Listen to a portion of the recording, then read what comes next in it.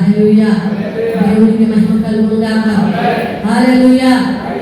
నాలుగులో ఎన్ని రకాల పాపాలు ఉన్నాయండి. యాకోబు పత్రిక ఖచ్చితంగా స్త్రీలైన వారు ఎవరిని పాపం చేయని వారు, నాలుగుతో పాపం చేయని వారు ఎవరున్నారు? పురుషులు పాపం చేయట్లేదా? నాలుగుతో స్త్రీలు పాపం చేయట్లేదా? స్త్రీలు అయితే రెండంతా పాపం చేస్తారు. నాలుగులో స్త్రీలకి ఎందుకంటే ఆవేశం ఎక్కువ, మాట్లాడడానికి గురికి ఎక్కువ, అభ్యంతరాలు. ఎప్పుడెప్పుడు అవకాశం దొరికితే మాట్లాడదామా అని ఏం చేస్తారు స్త్రీలు? ఎదురు చేస్తాము. నాలుగుతో పాపం చేయని ఎవరున్నారు? పురుషులు పాపం చేస్తారు, స్త్రీలు పాపం చేస్తారు, వృద్ధులు పాపం చేస్తారు, చిన్న పిల్లలు కూడా కోపం వాళ్ళకి ఇష్టమైన చేయకపోతే, వాళ్ళకి నచ్చినట్టు ప్రవర్తించకపోతే వాళ్ళు కూడా కూతురు మాట్లాడేస్తున్నారు చిన్నపిల్లలు. వృద్ధులు ఏం చేస్తారు? ముసలమ్మ ముచ్చట్లు. ఖాళీగా ఉంటారేమో, బాధ్యతలన్నీ తీరిపోయి ఉంటాయేమో, ఇక వాళ్ళకి ఏంటంటే ఆయమ్మ ఈ అమ్మ గురించి వ్యాపారాలు చేస్తారు. వాళ్ళు దేవుడు మాట్లాడితే ఎంత బాగుంటుందండి. వృద్ధులైన వారు నేను ఒకటే చెప్తున్నానండి, మీ భర్తలు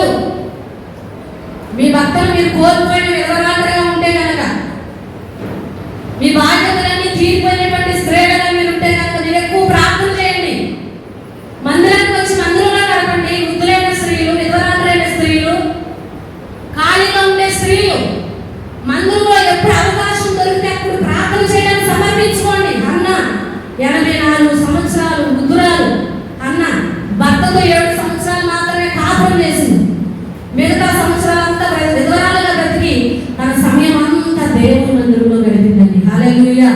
ప్రవక్తగా దేవుని మందిరంలో గడుపుతూ, దేవునికి ప్రార్థనలు, విజ్ఞాపనలు, యాచనలు చేస్తూ, దేవుని మందిరంలో పరిచయం చేస్తూ తన సమయాన్నంతా దేవుని వరకు, తన బలాన్నంతా ఒక పెళ్లి చేసుకోవాలి, లేదా సంతోషించాలి, సుఖించాలి, ఇలాంటి తలంపులైన తన హృదయంలోకి రాలేదు. కానీ తన జీవితము సంపూర్ణంగా దేవుడు సమర్పించుకుని తన జీవితం దేవుని మందిరంలోనే గడిపింది. హల్లెలూయా. చూడండి, బాధ్యతలు తీరిపోయిన వారు మీరు మాట్లాడవలసి వస్తే ఎక్కువ దేవుని మాటలు మాట్లాడుకోండి. ఈ వయసులో మీకు సమాధానంగా ఉంటారు. మీరు వృద్ధులైన వారు సమాధానంగా ఉండాలంటే, ఆరోగ్యంగా ఉండాలంటే ఎవరైనా సరే మంచి మాటలు మాట్లాడుకోండి, దేవుని మాటలు మాట్లాడుకోండి. మీరు సమయం దొరికితే మాట్లాడడానికి ఇంకా సమయం వచ్చే మందిరానికి ఎక్కువ ప్రార్థన చేయండి, మందిరంలో గడపండి. విధవరాల ప్రార్థన సంఘానికి ఎంతో శక్తిగా పనిచేస్తూ ఉంటుంది. ఎందుకంటే విధవరాలకి దేవుడు ఆ శక్తి ఇచ్చాడు. భర్తలైన స్త్రీలు ప్రార్థన చేస్తండి, దేవుడు జవాబిస్తాడు. కానీ విధవరాలైన స్త్రీలు ప్రార్థన చేసినా, మాట్లాడిన కార్యాలు జరుగుతాయి. వారి నోటిలో శక్తి ఉంది, వారి నోటిలో ప్రభావం ఉన్నది. ఎందుకంటే దేవుడే వారికి భర్త అయినాడు కనుక, దేవుడే వారి పక్షాన ప్రతిదీ బాధ్యత వహిస్తున్నాడు కనుక. చూడండి, భర్తను ఏదనంటే భాషగా చెప్తారు, భార్యను ఏదనంటే భర్త ఉన్నాడు కనుక భర్త వస్తాడు మన పక్షాన. మరి భార్య వారికి ఎవరు వస్తారు? దేవుడే వస్తారు. హల్లెలూయా. దేవునికి మహిమ కలుగును గాక. చూడండి, అనుకుంటారు నాకు భర్త లేడు, నాకు ఏమి లేదనుకుంటారు. భర్త ఉంటే కొంచెం సహాయమేనండి, కొంచెం మేలే, కొంచెం దీవెనే, కొంచెం ఆశీర్వాదమే, కొంచెం సెక్యూరిటీ. భర్త లేకపోతే అన్ని దేవుడి. హల్లెలూయా. దేవుడికి మహిమ కలుగును గాక. అంటే ఉన్నవాళ్ళు బాగుపడుతుంది కాదు, లేని వారికి ఆదరణ వరకు చెప్తున్నా. హల్లెలూయా. దేవుడికి మహిమ కలుగును గాక. విధవరాలైన స్త్రీలు ఏడిస్తే దేవుడు సహించలేడు. వారు ప్రార్థన చేసే కార్యాలు చేయకుండా ఉండలేడు దేవుడు. అందుకే మీ ప్రార్థన సంఘానికి చాలా అవసరం. వ్యర్థంగా ఆ మాటలు ఈ మాటలు మాట్లాడతా, ఆయన గురించి మాట్లాడతా సమయాన్ని, మీ ఆరోగ్యాన్ని, మీ వయసును, సమాధానాన్ని పోగొట్టుకోవద్దండి. దేవుడి మందిరానికి రండి, దేవుళ్ళు గడపండి, మందిరం కొరకు ప్రార్థన చేయండి, దైవజనుల కొరకు ప్రార్థన చేయండి, మందిరంలో అవసరతల కొరకు ప్రార్థన చేయండి, దైవజనులు దీవించండి, సంఘస్థులు దీవించండి, మీ కుటుంబాన్ని దీవించండి, బిడ్డలను దీవించండి. హల్లెలూయా. దేవునికి మహిమ కలుగును గాక. వృద్ధులైన వారిని, విధవరాలని అందుకే దేవుడు బాధ పెట్టుకుంటూ అంటున్నాడు. వారి కన్నీరు కాల్స్తే దేవుడు ఏం చేస్తాడంట? సహించలేడు, ఓర్చుకోలేడంట. అందుకే వారిని కన్నీరు పెట్టొద్దు అంటాడు దేవుడు. వారి కన్నీరు కాల్చలేదు అంటాడు. హల్లెలూయా. చూడు, ఇవన్నీ ఎట్లా? నోటి మాట ద్వారా మనము చాలా జాగ్రత్తగా ఉండాలి. నోటి మాట విషయంలో జాగ్రత్తగా లేకపోతే మీ సొంత నా సంఘస్థులే కదా, నా దైవజనుడే కదా, కొన్నిసార్లు సన్నిహితంగా ఉండడం ద్వారా వాళ్ళ మీద ఉండే మంచితనం అంతా మర్చిపోయి, దైవజనుల ఉండే అభిషేకాన్ని మర్చిపోయి కోపంలో ఇష్టం వచ్చినట్టుగా మనం మాట్లాడేస్తాం. కొట్టేప్పుడు అంతా అందరం బాగుంటాం. నాకు ఏ పాపం తెలియదు, నేను ఏ పాపం ఎరగను అన్నట్టు ఎప్పుడు అంత సాగిగా సమాధానం. నేను ఎవరైనా ఇబ్బంది పెట్టినప్పుడు, నేను ఇప్పుడు ఎవరైనా గాయపరిచినప్పుడు అప్పుడు మాత్రం ఓర్పుగా ఉండాల్సింది ఎప్పుడు అసలైన సమయం అది. హల్లెలూయా, దేవునికి మహిమ కలుగును గాక. సమాధానంగా ఉన్నప్పుడు, పరిశుద్ధంగా ఉన్నప్పుడు అందరూ పరిశుద్ధులే ఏండి. ఇలా మందిరంలో చూసి అందరూ పరిశుద్ధులే, మందిరంలో చూసి అందరూ పరిశుద్ధులు, ప్రార్థన పరులు, భక్తి పరులే. ఎప్పుడు పరిశుద్ధులని తెలుసని నీకు పాపం అనే శోధన ఎదురైనప్పుడు కదా. నువ్వు ఒంటరిగా ఉన్నప్పుడు, నీకు శోధన అయినప్పుడు, నువ్వు దాన్ని జయించినప్పుడు నువ్వు పాప పరిశుద్ధం అప్పుడు తెలుస్తుంది. హల్లెలూయా, దేవునికి మహిమ కలుగును గాక. మందిరంలో కూర్చున్నప్పుడు కాదు, నీకు శోధన రాకముందు కాదు నీ విశ్వాసి. శోధన వచ్చినప్పుడు అప్పుడు తట్టుకుంటావు చూడు, అప్పుడు ఓర్చుకుంటావు చూడు, అప్పుడు సహిస్తావు చూడు, అప్పుడు నీ క్వాలిటీ బయటకు తీసుకుని వస్తుంది. హల్లెలూయా, హల్లెలూయా, దేవునికి మహిమ కలుగును గాక. ఎప్పుడంటే క్రైస్తవులు కాదని లోకం తెలుసుకునేది. నువ్వు బయట పట్టుకుని సంఘంలో బయట పట్టుకుని వచ్చేస్తే నువ్వు క్రైస్తవులు నువ్వు బెదిరించేస్తారా? నువ్వు మందిరంలో నిలబడి పాట పాడినంత మాత్రం నీ క్రైస్తవులని బెదిరించేస్తారా? నీకు శోధన వచ్చినప్పుడు కదా నువ్వు నిలబడాలి దేవుడి వరకు. నేను అనవసరంగా బాధ పెట్టినప్పుడు కదా దేవుడి వరకు నిలబడాలి. నేను గాయపరిచినప్పుడు కదా నువ్వు దీవించి దేవుడి పక్షాన నిలబడి నువ్వు దేవుడి కార్యాలు పొందుకోవాలి. ఎప్పుడు తెలుస్తారండి? పరీక్ష చేసినప్పుడే కదా. అందుకే డాక్టర్ కూడా ఏం చేస్తాడు? పరీక్ష చేస్తాడు. ఒక రోగిని హాస్పిటల్ తీసుకెళ్తే ఏం చేస్తాడు డాక్టరు? దేనికి పరీక్ష చేస్తాడు? 4 పరీక్ష చేస్తాడు. 4 పరీక్ష చేసి నువ్వు ఆరోగ్యవంతుడుగా అనారోగ్యవంతుడు అనేది 4 ద్వారా చెప్తాడు. నీ ఆత్మీయ జీవితంలో ఒక విశ్వాసం అవిశ్వాసం అనేది ఎలా తెలుస్తుంది? నీ నోటి మాటలు బట్టే. నీ నోటి మాటలు జాగ్రత్తగా లేకపోతే, నీ నోటి మాటలు అపవిత్రత ఉంటే, నీ నోటి మాటలో కోపము, ఆగ్రహము, కొన్నిసార్లు చిన్న విషయాలకే ఎంతో ఆగ్రహం వచ్చేస్తుంది. అణుసుకోలేదు. దేవుడి వాక్యం ఎందుకంటే మనకు ఉన్నది ఎంత జీవవాక్యము. ఎంతో మంది ప్రాణాలు పెట్టి రక్తం కాల్చి ధ్యానం చేసి వారి భార్య బిడ్డలను అందరినీ పోగొట్టుకుని ఇంత పరిశుద్ధ గ్రంథాన్ని దేవుడు ఆ భక్తులందరి ప్రాణ త్యాగం ద్వారా దేవుడు మనకు అనుగ్రహిస్తే, ఈ వాక్యములాగానే బైబిల్లో మిగిలిపోతే నీకు వచ్చే లాభం ఏమీ లేదు. ఈ వాక్యము నీ జీవితంలో ఏమై ఉండాలి? క్రియారూపకమై ఉండాలి. క్రియారూపము దాల్చాలి. హల్లెలూయా, దేవునికి మహిమ కలుగును గాక. ఈ వాక్యము బైబిల్లో వాక్యం లేకుంటే నీకేం లాభం ఉండదు. వచ్చావా, పోయావా, వెళ్ళావా, ఉన్నానంతే. దానివల్ల నువ్వు మందిరానికి వచ్చినంత మాత్రం ఏం లేదు జరగదు. ఈ బైబిల్లో వాక్యం నీ హృదయంలో ఉండిపో. ఈ బైబిల్లో ఉన్న వాక్యం నీ జీవితం అయిపోవాలి. హల్లెలూయా, దేవునికి మహిమ కలుగును గాక. ఈ వాక్యమే నీ బ్రతుకైపోవాలి, నీ జీవితం అయిపోవాలి, నీ భవిష్యత్తు అయిపోవాలి. ఈ వాక్యాన్ని నువ్వు ఆచరణలో పెట్టడానికి మనం పడిపోతాం. కొన్నిసార్లు దేవుడికి అప్పగించుకోడు. ఒకసారి మనం పుట్టిన పిల్లోడు ఏం చేస్తాడు? నిలబడేదాకా ఏం చేస్తాడు? పడతాడు, లేస్తాడు, పడతాడు, లేస్తాడు. రక్షణ పొందిన మనం కూడా పడతాం, లేస్తాం. అయితే కరెక్ట్గా నిలబడే ఎప్పుడు అలా పడిపోతాం కదా. నడవకుండా ఉంటే జరుగుతుంది. నడగలుగుతామా? నడలేము. పడినా మళ్ళా తిరిగి లేచి నడవడానికి బిడ్డ ఎంత ప్రయాసపడతాడు. పడిపోయినా కానీ ఆ చంటి బిడ్డ పడిపోయాడు కదా అని నడవకుండా ఉన్నాడు. మళ్ళా బలవంతంగా లేచి నడవడానికి ప్రయత్నము చేస్తాం. హల్లెలూయా, దేవుడి బిడ్డలమైన మనం కూడా పడిపోయినా లేచి మనం లేవడానికి దేవుడి వాగ్దానాల ద్వారా, విశ్వాసం ద్వారా, దేవుడి సహాయం ద్వారా పదే దేవుడి సహాయం కోరుకుంటూ మనం లేచి నిలబడుతున్నప్పుడు దేవుడు మనల్ని చక్కగా నిలబెట్టి నడిపిస్తాడు. హల్లెలూయా, నడవడం కాదు, నిలవడం కాదు, పరిగెత్తాడు. హల్లెలూయా, నీ ఆత్మీయ జీవితం కూడా అంతే. అన్ని విషయాల్లో మనం పర్ఫెక్ట్గా ఉంటాం. నోటి మాట విషయంలో కొన్నిసార్లు పడిపోతాం. నేను కూడా పడిపోయాను. అంటే నా కూతురు మాట్లాడి పడలేదు కానీ అపార్థం చేసుకుని పడిపోయిన రోజు ఉంది. లేదా నన్ను అన్నవారిని నన్ను అన్నారు కదా అని నేను తిరిగి అనడం ద్వారా పడిపోయాను. అప్పుడు నా నోటిలో ఉండే అభిషేకాన్ని నేను కోరుతున్నాను, గుర్తించాను. నన్ను అన్నాడని మనం చేయకపోయినా మన నాశనం అన్నా మన వాళ్ళు తిరిగి వాళ్ళ చేసింది వాళ్ళన్నదే మనం తిరిగి అనడం ద్వారా మన నోటిలో ఉండే అభిషేకాన్ని మనము కోల్పోతాం. అప్పుడు ప్రార్థన చేస్తుంటే జీవం అనిపించదు, శక్తిగా అనిపించదు. ప్రార్థన చేస్తుంటే నాకే జీవం లేనట్టుగా, శక్తి లేనట్టుగా, దేవుడి సన్నిధి అనుభవించినట్టుగా నాకు తెలిసింది. అప్పుడు ప్రభు సన్నిధిలో ప్రభువా, దేవుడి సన్నిధి పశ్చాత్తాపడ్డాను. ప్రభువా, నన్ను అపార్థం చేసుకున్నాను, నన్ను అనకూడని మాటలు అన్నా తిరిగి నేను అనకుండా నాకు సహాయం చేయ ప్రభువా, నా నోటి అదుపులో పెట్టుకోవడానికి నాకు సహాయం చేయండి. అప్పుడు మన దేవుడి జీవం నా నోటిలో వచ్చింది. హల్లెలూయా, దేవుడికి మహిమ కలుగుతుందా. దేవుడి యొక్క మాట మనం ఎప్పుడు కూడా మంచి మాటలు మాట్లాడుతున్నాం. నువ్వు పడిపోయినా కానీ ఆత్మీయ జీవితంలో నోటి మాట ద్వారా అనేక మాటలు పడిపోవచ్చు. అయినా ప్రభు సహాయం కోరుకో.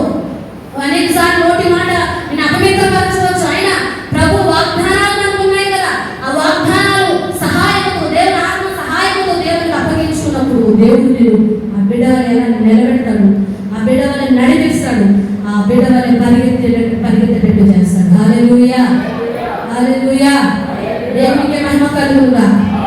అందుకే నోటిని చాలా జాగ్రత్తగా వాడుకో. ఇంకా అసలైన టాపిక్ రాలేదు, ఇంకా భక్తి దగ్గరికి వెళ్ళాలి, నోటి మాటలోనే ఉన్నాం. హల్లెలూయా. చూడండి, నోటి మాట ద్వారా ఇతరుల గురించి పదే పదే బలహీనమైన మాటలు మాట్లాడతారండి. ఇతరుల గురించి పదే బలహీన మాటలు మాట్లాడితే వాళ్ళకేం నష్టం ఉండదు. ఇతరుల యొక్క తప్పులు, ఇతరుల యొక్క నేరాలు, ఇతరుల యొక్క ఘోరాలు, వాళ్ళ యొక్క పాపాలు నువ్వు మాట్లాడడం ద్వారా వాళ్ళకేం నష్టం ఉండదు. కొన్నిసార్లు ఉండొచ్చు, కొన్నిసార్లు లేకపోవచ్చు, కానీ మాట్లాడే నీకు నష్టం ఉంటుంది. మాట్లాడే నీకేముంటుంది? నష్టం ఉంటుంది, కీడు ఉంటుంది. ఎందుకంటే దేవుడికి లెక్క చెప్పాలి. ఇతరుల యొక్క బలహీనతలు పదే పదే మాట్లాడడం ద్వారా ఆ మాట్లాడి విని నువ్వేమైపోతావు అంటే బలహీనత అయిపోతావు. ఇతరుల బలహీనతలు కూడా అందుకే ఎప్పుడు మాట్లాడుతుంది.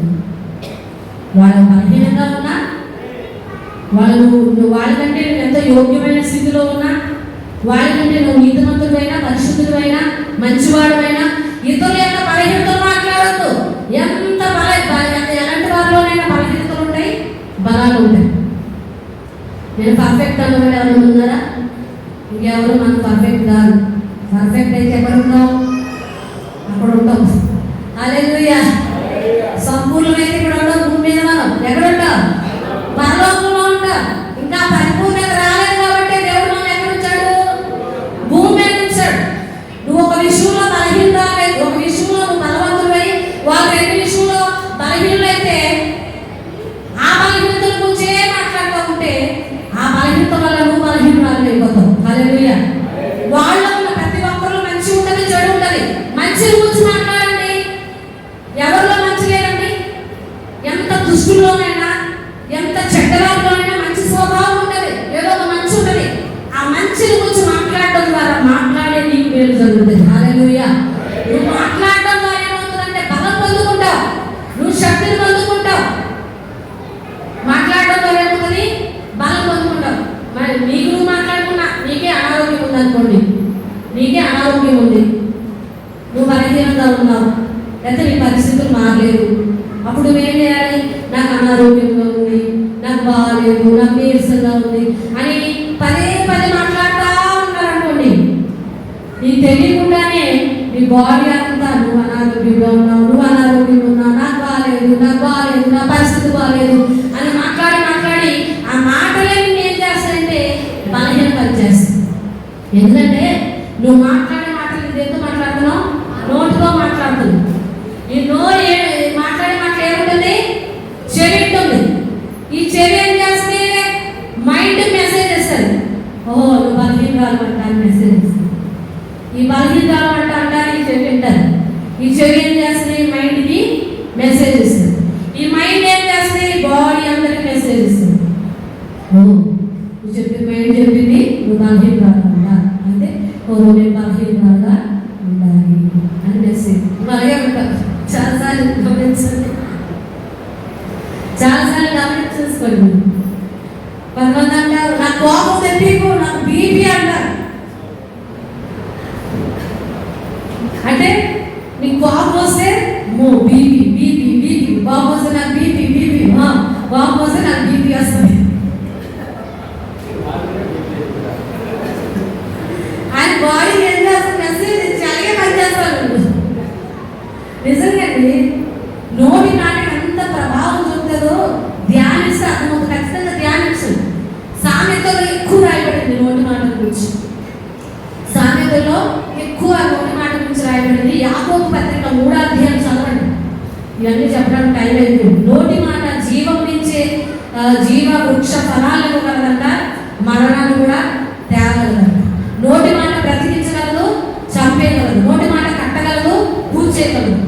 కోర్టులో కూడా చూడండి, ఒక దోషులు కూడా ఏం చేయగలరు, నిర్దోషిగా చేయగలరు, దోషులు కూడా చేయగలరు. 2-3 సాక్ష్యాలు వాడు మంచోడైనా ఇచ్చే సాక్ష్యాలు, చెడ్డ సాక్ష్యాలు ఇస్తే మంచోడు కూడా ఏం చేస్తుంది, దోషిగా చేసేస్తుంది. ఆ మాట దోషులు కూడా నిర్దోషం సాక్ష్యం ఇస్తే ఆ సాక్ష్యాలు ఏం చేస్తుంది, నోటి మాట మంచివాడిగా చేస్తుంది. చూడండి, ఆత్మహత్య చేసేది నోటి మాట. దేవుడు అందుకే శూన్యంలో నుండి సృష్టి కలుగును గాక అని నోటి ద్వారా కలిగితే శూన్యము ఉన్న సృష్టి అంతా ఏమైంది, కలిగింది. హల్లెలూయా. నిరాకారము ఉన్న సృష్టి కలుగును గాక అంటే దేవుడు కలిగింది. డాక్టర్లు సారీ అంటే, మనుషులు సారీ అంటే ఏమవుతుందంటే ఒకరికొకరి మధ్యలో సారీ అమ్మా, సారీ అన్నా అని చెప్పుకుంటే ప్రేమ పెరుగుతుందన్న, తగ్గింపు వస్తుంది. ఇద్దరి మధ్యలో సమాధానంగా ఉండాలన్నా, ఇద్దరి మధ్యలో సహవాసం మంచిగా జరగాలన్నా తగ్గింపు స్వభావం మాత్రమే కాదు, తగ్గింపు మాటలు కూడా ఉండాలి. వాళ్ళు గర్వంతో మాట్లాడుతున్నా, గర్వపు ఆలోచనలు కలిగి ఉన్నా ఇద్దరి మధ్యలో సహవాసము ముందుకు వెళ్ళదు, సాగదు. ఇద్దరి మధ్యలో సహవాసం ముందుకు వెళ్ళాలన్నా తగ్గింపు మాటలు కూడా ఉండాలి. నువ్వెంత నేనెంత అని మాట్లాడితే వాళ్ళ సహవాసం నిలుస్తుందా, నిలవదు. నాకంటే నువ్వు గొప్పవాడు, శ్రేష్ఠుడు అని ఇలాగ ప్రోత్సాహకరమైన మాటలు మాట్లాడుతున్నారు. ఇద్దరి మధ్యలో సహవాసం సాఫీగా జరుగుతుంది. హల్లెలూయా. 10 కాలాలు ఉంటుంది. హల్లెలూయా. అదే గర్వం పనిచేసే గర్వపు మాటలు, గర్వపు క్రియలు పనిచేసే వారి మధ్యలో సహవాసం 2 రోజులకే అయిపోతుంది. హల్లెలూయా. వారానికే అయిపోతుంది. తగ్గింపు మాటలు, ఒకళ్ళొకరు సారీ చెప్పడం, క్షమించండి అనే మాట ఎంత పెద్ద సమస్యని ఏం చేస్తే, ఎంత పెద్ద సమస్య అయినా సాల్వ్ చేసేస్తుంది. హల్లెలూయా. ఎంత పెద్ద సమస్య అయినా, ఎంత పెద్ద అసమాధానమైన క్షమించండి మనస్ఫూర్తిగా, సారీ అండి నన్ను క్షమించండి. ఒకవేళ నీ తప్పు లేకపోయినా, వాళ్ళదే తప్పైనా క్షమించండి అనే మాట ఏం చేస్తుంది, సాల్వ్ చేసేస్తుంది. నువ్వు సారీ అని చెప్తే ఏం పడుతుంది, ఇద్దరి మధ్యలో ప్రేమ పెరుగుతుంది, తగ్గింపు వస్తుంది. ఇద్దరు మనుషులు సారీ చెప్పుకుంటే ఏం పెరుగుతుందంట, సారీ అని చెప్పుకుంటే ప్రేమ పెరుగుతుంది, సహవాసం పెరుగుతుంది, తగ్గింపు ఉంటుంది. అదే డాక్టర్ సారీ చెప్తే, డాక్టర్ సారీ అమ్మా అన్నాడు, మనిషి భూమి మీద లేడని అర్థం. అదే నోటి మాటలో ఉన్న ప్రభావం నీకు అర్థమని చెప్తున్నాను. మనం తేలిగా మాట్లాడేస్తూ ఉంటాం కదా, నా నోరు నా ఇష్టం, నా నోరు నా ఇష్టం, నీకేమి అని ఇష్టం వచ్చినట్టు మాట్లాడేస్తాం. ఆ నోటి ఫలం, అందుకే ఒకరి నోటి ఫలము అతడు పొందుతాడంటే, అందుకే నువ్వు మంచి మాటలే మాట్లాడు, విశ్వాసం మాటలే మాట్లాడు, దేవుని మాటలు ఎక్కువ మాట్లాడండి. యేసు ప్రభువు గురించి అందుకే వినడానికి ఏముండాలంట, వేగి ఉండాలి. వినడానికి ఏం చేయాలి, వేగి పడాలి. ఆ వినేది ఎవరు కూర్చొని ఉండాలి, యేసు క్రీస్తు కూర్చిన మాటలు కూర్చిన నువ్వు వినేవాడివే ఉండాలి. హల్లెలూయా. బలహీనమైన మాటలు వింటే నువ్వు బలహీనపడతావు. దేవుని మాటలు వినడం ద్వారా ఆయన ఎంత మంచివాడో, ఎంత సామర్థ్యం కలిగినవాడో, ఎంత ప్రేమ కలిగినవాడో, కనికరం కలిగినవాడో నీకు అర్థమవుతుంది. దేవుని మాటలు వినడం ద్వారా నీకు అర్థమైతే నీకేం పెరుగుతుంది, విశ్వాసం పెరుగుతుంది. హల్లెలూయా. విశ్వాసం పెరగడం ద్వారా నువ్వేం పొందుకుంటావు, దేవుని కార్యాలు పొందుకుంటావు. హల్లెలూయా. దేవుని కార్యాన్ని అనుభవిస్తావు. హల్లెలూయా.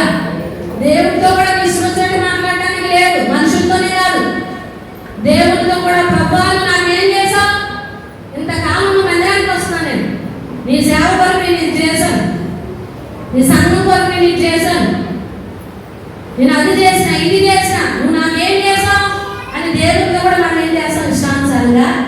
మాట్లాడతారు. ఆ మాటలు ఏం చేస్తాయంటే దేవునికి నీకు అడ్డుగోడగా నిలిచిపోతాయి. ఆ మాటల యొక్క ప్రభావం వల్ల దేవుని కార్యాలు జరగకుండా ఒక మాట చెప్పి నేను ముగిస్తాను.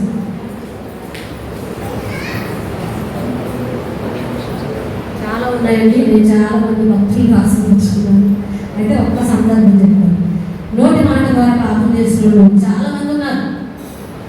బైబిల్ గ్రంథంలో అందరూ విశ్వాసం చేస్తారు. దేవుడే చెప్తున్నాడు ఏమో నోటిని స్వాధీనపరచుకోవడం అది ఎవరి తరము కాదు. దేవుని వాక్యం ఎవరైతే హృదయం నిండా నింపుకుంటారో, ఎవరైతే దేవుని వాక్యంతో తమ హృదయాన్ని నింపుకుంటారో ఏముంటుంది? హృదయం నిండి ఉన్న దాన్ని బట్టి ఏమవుతుందంట? నోరు మాట్లాడుతుంది. నీ హృదయం దేనితో నింపుకున్నావు? ఉదయం లేచినప్పటి నుండి ఉదయాన్నే లేస్తాను దేనితో నింపుకుంటున్నావు అనేది నువ్వు జాగ్రత్తగా గమనించుకోవాలి. నీ హృదయం దేవుని వాక్యముతో ఎక్కువ నింపేసుకోవాలి. అప్పుడు నువ్వు కలిపినా దేవుని మాటలు వస్తాయి, మెరిపినా దేవుని మాటలు వస్తాయి. హల్లెలూయా. అలా కాకుండా అసూయ, ద్వేషం, ఈర్ష్య, పగ ఇవన్నీ ఉన్నాయనుకోండి, కలిపి ఏమొస్తుంది? పగే వస్తుంది, ద్వేషమే వస్తుంది, ఈర్ష్య వస్తాయి, ఆ మాటలే వస్తాయి బయటికి. ఎందుకంటే హృదయం దాంతో నింపబడిపోయింది. నీ మాటలు బట్టే నువ్వు దేనితో నింపబడ్డావు అని అర్థమవుతుంది. కొంతమంది డాక్టర్లు కూడా మాట్లాడే వాళ్ళు ఉంటారు. లోపల ఎంత ఉన్నా అని చేస్తుంది, పైకి బాగా మంచి తేను చూసినట్టు మాట్లాడేవాళ్ళు కూడా ఉంటారు. దాని గురించి నేను మాట్లాడతాను. యథార్థంగా హృదయంతో హృదయం నిండా దేవుడి వాక్యంతో నింపబడినప్పుడు నీ హృదయంలో నీ జీవజల దారులు వాక్యము నదుల్లాగా ప్రవహిస్తుంది. హల్లెలూయా. దేవునికి మహిమ కలుగుగాక. నీ మాటలో నీతి, న్యాయం ఉండాలి, యథార్థత ఉండాలి. హల్లెలూయా. రెండు భక్తులు చాలా మంది పడిపోయిన అబ్రహాము మనం జ్ఞాపకం చేస్తున్నట్లయితే శారా, అబ్రహాము వాళ్ళు ఏం చేస్తారంటే అబద్ధం ఆడతారు. ఏం చేస్తారు?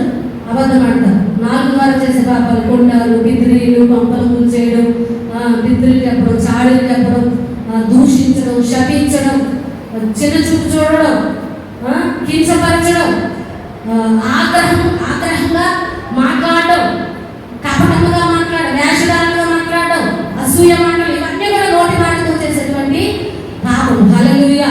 అది 4వ పాప ప్రపంచం. ఈ పాప ప్రపంచం ఎక్కడ ఉంది? సెల్లో అంటున్నాం. సెల్లో కంటే ముందు ఎక్కడ ఉంది? ఈ నోటిలో ఉంది.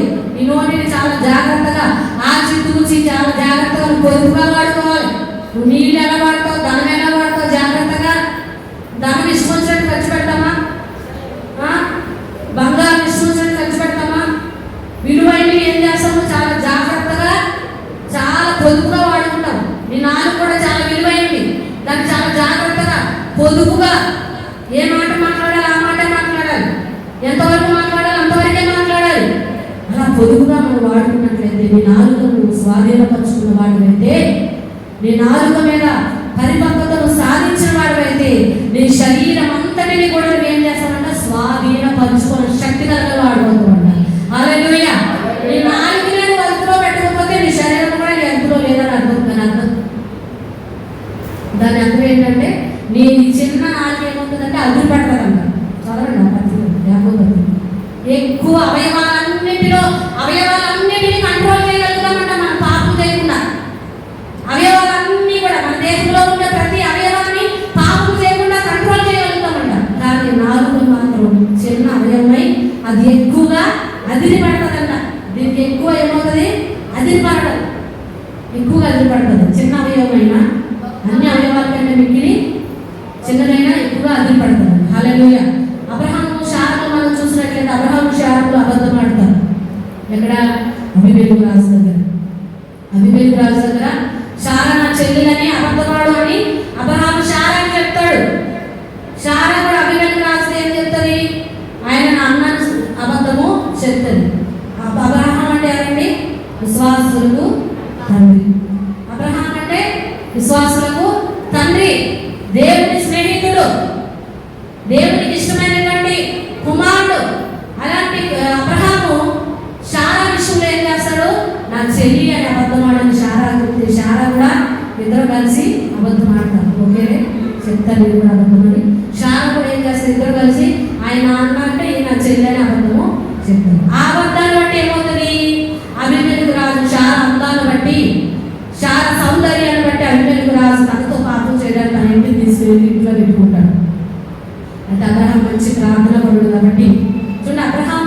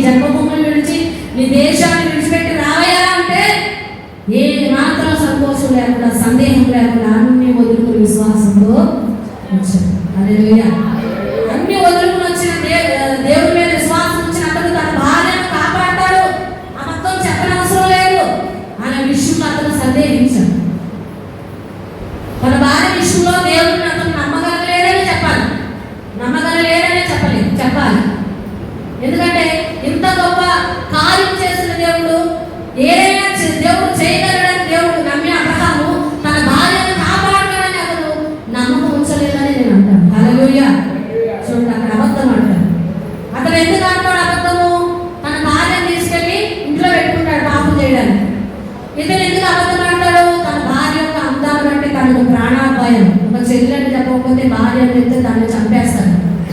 తన భార్య అన్నాను బట్టి ఆయనకి ప్రాణాపాయం ఉన్నదని అని అబద్ధం ఆడతాడు. అబద్ధం ఎవరికి పంపుకొచ్చింది? రాజుకి పంపుకొచ్చింది. హల్లెలూయా. చూడండి, కొన్నిసార్లు నాకు అబద్ధాలు ఆడితే మనకు కావాల్సే అబద్ధాలు ఆడమనుకోండి, మనకు కావాల్సే పదే పదే తెలిసి అబద్ధాలు ఆడితే ఆ అబద్ధాల వల్ల ఎవరికి నష్టమో? మనకు నష్టం వస్తుంది. ఎవరైతే కావాల్సి అబద్ధాలు ఆడతారో, పదే పదే కావాల్సి తెలిసి అబద్ధాలు ఆడతారో ఆడిన వారికి నష్టం వస్తుంది. ప్రాణాపాయ స్థితిలో ఉన్నవారు ప్రాణాన్ని దక్కించుకోవడం కొరకు అబద్ధం ఆడితే అది నీకు అపాయం కాదు, కానీ ఇతరులకు నష్టాన్ని తెచ్చిపెడతారు. నువ్వు తప్పించుకుంటావు కానీ అదేమవుతుంది? ఇతరులకి ఇబ్బందులు కలగజేస్తావు. ఏ రకమైన అబద్ధాలైనా ఇబ్బందులు తప్పవు. ఏ రకమైన అబద్ధాలైన ఇబ్బందులు తప్పవు. అబ్రహాము బట్టి, శారాను బట్టి ఏమైంది? అబీమెలెకు ఇంట్లో ఉన్న ఆడవాళ్ళందరూ గొడ్రాలైపోయారు. దేవుడు అబీమెలెకు ప్రత్యక్షమైన ఉండకూడదు, ఉంచినామంటే బాగుండాలి, దేవుడు వార్నింగ్ ఇస్తాడు. అప్పుడు మళ్ళీ అబ్రహాం వెళ్ళి ప్రార్థన చేసి వాడు దీవించి మళ్ళీ అబీమెలెకు కానుకలు ఇచ్చి, దేవుడు అయ్యా ఎందుకయ్యా అబద్ధమన్నావు అని అంటే, నేను దేశం విడిచిపెట్టినప్పుడల్లా నా భార్యతో నేను చెప్పాను, నువ్వు వీళ్ళు చూడాలి నాకు నువ్వు చెయ్యాలి, అబద్ధం ఆడాలని చెప్పని అంటాడు. హల్లెలూయా. ఎందుకంటే నోటి మాటలో పడిపోయాడా లేదా? పెద్ద పెద్ద వాటిని చేయించాడు, దేశాన్ని త్యాగం చేశాడు, బంధువులు త్యాగం చేశాడు, అన్ని వదులుకున్నాడు దేవుడి వరకు. కానీ తన భార్యను కాపాడతానని నమ్మకాన్ని ఉంచలేకపోయాడేమో.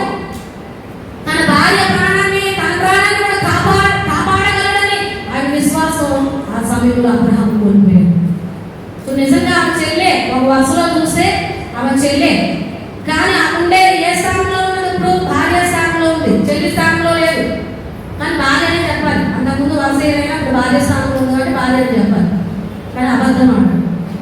అబీమెలెకు రాజుకి ఇంట్లో అందరు స్త్రీలు ఆయన ప్రాణాపాయంతో దేవుడు భయపెట్టాడు. దేవుడు అందుకే అబీమెలెకు ప్రత్యక్షం ఆమె ముట్టొద్దు అంటే, నేను కాదయ్యా తప్పు చేసింది, ఆయన చెప్పాడయ్యా, నేనేం పొరపాటు చేశాను, ఆయన చెప్తేనే కదా, ఆయన చెల్లెని చెప్తేనే కదా నేను తీసుకొచ్చుకున్నానంటే, అందుకే నీకు తప్పు లేదు అంటే నేను కాపాడాలని నేను నీ ప్రత్యక్షమే చెప్తున్నాను. హల్లెలూయా. దేవునికి మహిమ కలుగునుగా. చూడండి, కొన్నిసార్లు నువ్వు ప్రాణాపాయ పరిస్థితులు అబద్ధం ఆడితే ఇతరులకి ఇబ్బంది కలుగుతుంది. నువ్వు కావాలని పదే అదే అలవాటుగా చేసిన అబద్ధాలు ఆడితే అది నీకే నష్టం తెచ్చి పెడతాది. అబద్ధాల వల్ల కూడా అంత నష్టం. చూడండి, పేతురు కూడా మనం జ్ఞాపకం చేసుకున్నట్టు, పేతురు దుడుకు ప్రతి విషయంలో నేను ఉన్నానంటాడు పేతురు. ప్రభు ఏ పని తలపెట్టినా ప్రభా అది చేస్తే బాగుండు, ఇది చేస్తే బాగుండు, దేవుడికి సలహాలలో ఇవ్వడంలో ఎవరు పేతురు ఉందన్నమాట. మంచిలో ముందే, మంచి మాటలో ముందే, దుడుకు మాటలో కూడా పేతురు ముందే. హల్లెలూయా. దేవుడికి మహిమ కలుగునుగా. దుడుకు పేతురికి దుడుకుగా ఎక్కువగా మాట్లాడు అంటాడు దేవుడు. ఈ రాత్రి మీలో ఒకడు నన్ను మరణానికి అప్పగించబోతున్నాడు అంటే, ప్రభా నా ప్రాణం పోయిన నేను మాత్రం అవన్నీ చేయలేదు. ఈ రాత్రి నువ్వు కొడుకు ఉన్నారు, నేనెవరో ఎదిగినా నువ్వు అబద్ధం ఆడతావని దేవుడు చెప్తాడు. హల్లెలూయా. అలాగే జరుగుతుంది. హల్లెలూయా. చూడండి, ఆయన ఏం చెప్తాడు? ప్రభా నేను ప్రాణం పోయినా నేను మాత్రం నేను అప్పగించను అంటాడు. ఆ రోజు రాత్రే యేసు ప్రభు ఎవరో ఏంటో అన్న తెలియదని కుమారు అబద్ధం. పేతురు కూడా మాటలో హల్లెలూయా. అపోస్తలుడు తొందరగా తీర్పు తీర్చాడు, తొందరపడి తీర్పు తీర్చేస్తాడు. నేను మంచోడు, నేను చెడ్డోడు, నేను అది ఇది అని తొందరపడి తీర్పు తీర్చాడు, తొందరపడి శపించు, తొందరపడి తీర్పు తీర్చు. పేతురు పౌలు ఏం చేస్తాడంటే, వెళితే ద్వీపంలో ఆయన చెరసాలలో వేస్తారు. ఆ చెరసాలలో ఒక చోట నుండి మరొక చోటకి ఎంత చెప్పడానికి టైం లేదు, షార్ట్గా చెప్తున్నాను. ఒక చోట నుండి మరొక చోట తీసుకెళ్తే ఓడ బద్దలైపోయి సముద్రంలో ఒక్కొక్కళ్ళు ఒక చెక్క పట్టుకుని వచ్చేసి ఆ ద్వీపం దగ్గరికి చేరుతారు. ఆ ద్వీపం దగ్గరికి వచ్చినప్పుడు ఆ వెళ్తే ద్వీపంలో వాళ్ళు చలి కాసుకుంటూ ఉంటారు. పౌలు అనుకుంటా, పౌలు ఖైదీ కదా, పౌలు ఖైదీ వెళ్ళిపోయాడేమో, ఖైదీ ఇదే అదురు బాగా దొరికిందని చెప్పేసి పారిపోయి ఉంటాడు, సముద్రంలో కొట్టుకుంటా పారిపోయి ఉంటాడని అందరూ అనుకుంటారు.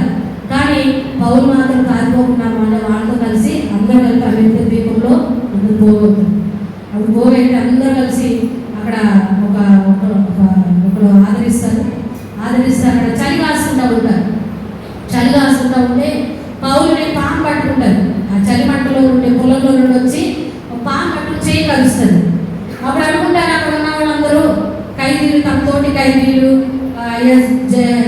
చెరసాల నాయకులు, అధిపతులు, వెళ్తే ద్వీపంలో ఉన్న వాళ్ళందరూ అనుకుంటారు పౌలు సముద్రంలో అయితే తప్పించుకున్నాడు, చనిపోకుండా ఖైదీ అయినా, లేకపోతే ఇంకా వేరే చోట్ల తప్పించుకున్నాడు, కానీ పాము మాత్రం ఈయన వదిలిపెట్టలేదు. ధర్మదేవత మాత్రం ఈయన ఇక్కడికి వచ్చిన ఆయన్ని వదిలిపెట్టలేదు. ఇంకా పాము కలిసిన కనుక చనిపోతాడు, ఈ రాత్రికి అయిపోయింది అనుకున్నారు పౌలు. కానీ ఇంకా చనిపోతాడని ఎదురు చూస్తారు. కానీ పౌలుకు మాత్రం ఏం కాదు, పావులను ఎదిరించేసి మామూలుగా ఉన్నాడు. హల్లెలూయా.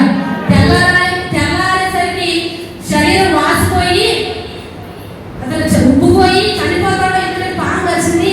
ఈయన ఖైదీ అయి ఉండి తప్పించుకున్నాడు. ధర్మదేవత, న్యాయదేవత మాత్రం ఈయన్ని వదిలిపెట్టలేదు. ఈయన ఒక దోషి అని తీర్పించింది. కానీ ఆయన మరలా మామూలుగా ఉండేటప్పుడు ఇంకా చనిపోతాడు ఎదురు చూసిన ఏం కాకపోయేసరికి అదే టైంలో ఆ ద్వీపంలో ఉన్న ఆయనకి జ్వరం వస్తే రక్త వేయించాలని బాధపడుతున్నాయని ప్రార్థన చేసి స్వస్థపడడం, బాగుపడడం, ఆవిడ స్వార్థ ప్రకటించడం ఇదంతా చూసి ఆయన బ్రతకడం చూసి మరలా ఈయన దేవత అంటున్నారు, దేవుడు అంటున్నారు. హల్లెలూయా. దేవుడికి మహిమ కలుగుగాక. నోటి మాట దెయ్యం అనొచ్చు, దేవత అనొచ్చు. మంచి పనులు చేస్తే పైకి కొన్నిసార్లు మంచి పనులు చూసి వీళ్ళు మంచివాళ్ళు, చాలా మంచివాళ్ళు, చాలా గొప్పవాళ్ళు, చాలా నీతిమంతులు, చాలా న్యాయవంతులు నాకు తీర్పిచ్చేస్తాం. అంతరంగా మనకు తెలియదు. కొన్నిసార్లు ఎంత మంచిగా ఉన్నా కొన్నిసార్లు ఏదో అనాలోచితంగానో లేకపోతే ఏదో విషయంలో మనం కొన్నిసార్లు క్రియలు బట్టి వీళ్ళు మంచివారు కాదు, వీళ్ళ పాపులు, లేకపోతే వీళ్ళ అది ఇదని తీర్పు ఇవ్వడం ద్వారా ఆ నోటి మాట మాత్రం మనము తప్పించుకోండి. హల్లెలూయా. దేవత దెయ్యమని తీర్పించేస్తాం. నోటి మాట ద్వారా మనం ఎన్నో రకాలుగా తొందరపడి ఎవరిని కూడా తీర్పు తీర్చొద్దండి. శపించొద్దు, ఎవరిని శపించొద్దు. నువ్వు ఒకవేళ నేను అన్యాయంగా శపిస్తున్నా, అన్యాయంగా నీ మీద మాట్లాడుతున్నా వాళ్ళని తిరిగి దీవించు, నీకు దీవెన వస్తుంది. హల్లెలూయా. దేవునికి మహిమ కలుగుగా. చూడు, మోషే కూడా ఏం చేశాడు? ద్రోహులారా అన్నాడు. ఏమన్నాడు? ద్రోహులారా అన్నాడు. మోషే దేవుడు ఎంత మంచి సాక్ష్యం ఇచ్చాడండి మోషేకి. ఈయన నా ఇల్లంతటిలో నమ్మకమైన వాడు, సాత్వికుడు, భూమి మీద ఉన్న వారందరిలో మిక్కిలి సాత్వికుడు అని దేవుడు మంచి సాక్ష్యం ఇచ్చాడు. అటువంటి మోషే ద్రోహులారనే ఒక మాట బట్టి అతను కనాను చేరలేదు. కొన్నిసార్లు మనం ఎంత మంచి వారమైనా, దేవుడు మన గురించి ఎంత మంచి సాక్ష్యము, దేవుడు మన గురించి సాక్ష్యం ఇచ్చినా తొందరపడే మాట్లాడే మాటలు బట్టి నీ జీవితంలో జరగవలసిన కార్యాలు ఎన్నో ఆగిపోతాయి. మన మంచి వారమే కావచ్చు, మన దేవుడి చేత మంచి సాక్ష్యం పొందిన వారమే కావచ్చు, కానీ నీ నోటి మాటలు ఏమవుతాయంటే తొందరపడి మాట్లాడే మాటల వల్ల దేవుడు ఎన్నో నీ జీవితాల్లో కార్యాలు చేయాలనుకుంటాడు. ఆ కార్యాలు జరగకుండా ఆగిపోయే అవకాశాలు కూడా ఉన్నాయంటే మోషే ద్వారా మనకి అర్థమవుతుంది. హల్లెలూయా. హల్లెలూయా. చూడండి, ఎవరు ఎక్కువ విసిరించారండి? ఇశ్రాయేలు ఎక్కువ విసిరించేశారు దేవుని. మోషే ఎంతో సహనంతో, ఓర్పుతో, దీర్ఘశాంతంతో ఆ ప్రజలను సహిస్తూ భరిస్తూ వారి భారాన్ని మోసుకుంటూ వచ్చాడు. అలాంటి మోషే తొందరపడి ఒక్క మాటలో దేవుని యొక్క కృపను కణాలు చేరలేకుండా మనం ఎంత మంచి సాక్ష్యం సంపాదించుకుని, ఎంత అభిషక్తులమైన, ఎంత ప్రార్థనాపరులమైన ఒక్క నోటి మాట కొన్నిసార్లు దేవుని కృపకు మనం దూరం చేసేస్తుంది. కొన్నిసార్లు దేవుని కార్యాలు మన జీవితాల్లో జరగకుండా ఆ మాటలు మనకి దేవునికి అడ్డుగా నిలుస్తున్నాయి.